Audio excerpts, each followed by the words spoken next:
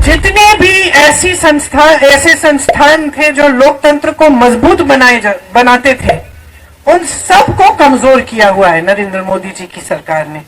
चाहे आप मीडिया को लें, चाहे आप कोर्ट्स को लें, न्यायपालिकाओं को लें, सबको पूरी कोशिश रही है कि इनको कमजोर किया जाए। चाहे आप संसद को लें, ये पूरी कोशिश रही है कि संसद की मजबूती भी कम की जाए, क्योंकि इनकी ये नीति है और इनकी ये इच्छा है कि जनता के जो अधिकार हैं वो कमजोर रहे और इनकी जो सत्ता है वो बढ़ते जाए।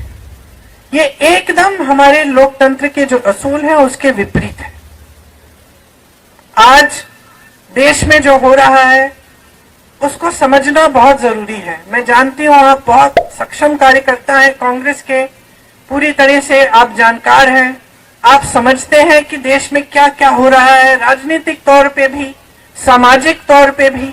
आप देख रहे हैं कि नफरत फैलाई जा रही है, आतंक भी फैलाया जाता है इनके उम्मीदवारों से। आप यहां रायबरेली में आपने खुद देखा है कि चुनाव आता है तो डर भय फैलाया जाता है, और चुनाव के समय भी, अगर चुनाव के समय नहीं तो बाकी समय के लिए भी ये परिस्थितियां रहती हैं आपकी कि आपको दबाने की कोशिश होती है, आपका शोषण किया जाता है।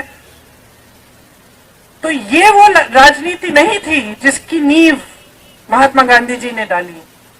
महात्मा गांधी जी ने, पंडित जवाहरलाल नेहरू ने जो आंदोलन किया वो इसलिए किया था ताकि जनता के अधिकार मजबूत हो। शायद वो सोच भी नहीं सकते थे कि एक दिन एक ऐसी सरकार आएगी इस देश में जो उन्हीं को देशद्रोही कह के ये कहेगी कि अगर हमें 400 सीट दे दो हम संविधान को बदल देंगे।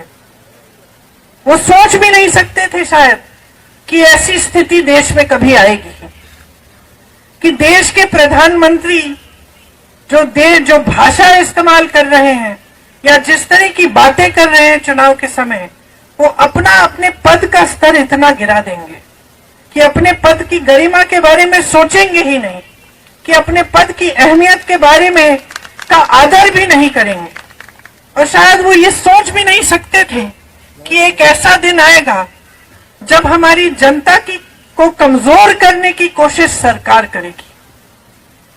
हमारे देश की, हमारे धर्म की परंपरा रही है, किसी भी गुरु की सीख आप देख लीजिए, पूरे हिंदू धर्म में, कल्याण सिंह जी, सिख धर्म में भी, सब धर्मों में जो भी परंपरा रही है, जो भी हमें सिखाया गया है वह यही सिखाया गया है कि सेवा का धर्म होना चाहिए, सत्य के पथ पे चलना चाहिए, और देश में जनता जो है, जो गरीब है, जो किसान है, जिसके पास कम है, जो कमजोर है, वही सर्वोपरि होना चाहिए।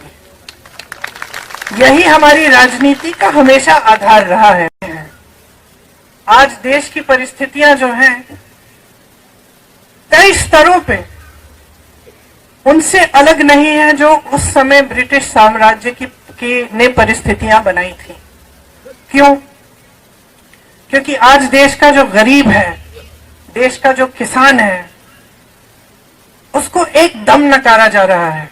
जितनी भी नीतियां 10 सालों में नरेंद्र मोदी जी की सरकार में बन रही हैं, वो किसी गरीब के बारे में सोचते हुए या उसकी समस्याओं को सुलझाने के लिए नहीं बन रही है, वो बड़े बड़े खरबपतियों के लिए बन रही है। और आज ये सच्चाई है कि देश का किसान पिस रहा है, मेहनत करता है, पसीना बहाता है, धरती को सींचता है अपने पसीने से, लेकिन उसकी मेहनत की कमाई उसके लिए पूरी नहीं हो रही है। आज आप जॉब करते हैं या कहीं पे आपकी नौकरी मजदूरी लग जाती है किसी गरीब की, तो जितना भी कोशिश करे, जितनी भी मेहनत करे, काफी कमा नहीं पा रहा है कि उसका जीवन सुविधापूर्ण और अच्छी तरह से बीते। चाहे बच्चों की शिक्षा हो, चाहे आगे जाके रोजगार ढूंढना हो, कुछ भी हो, आगे बड़ी बड़ी समस्याएं हैं और सब इन समस्याओं का सामना कर रहे हैं, लेकिन सरकार का कोई समर्थन नहीं आ रहा है। सरकार की नीति यह है कि लो 5 किलो का राशन ले लो और हम आपको बड़े बड़े इवेंट दिखाएंगे, हम आपको बताएंगे कि सब अर्थव्यवस्था कितनी मजबूत हो रही है, ये आपको बताएंगे। आपके जीवन में ये सच्चाई नहीं दिख रही है।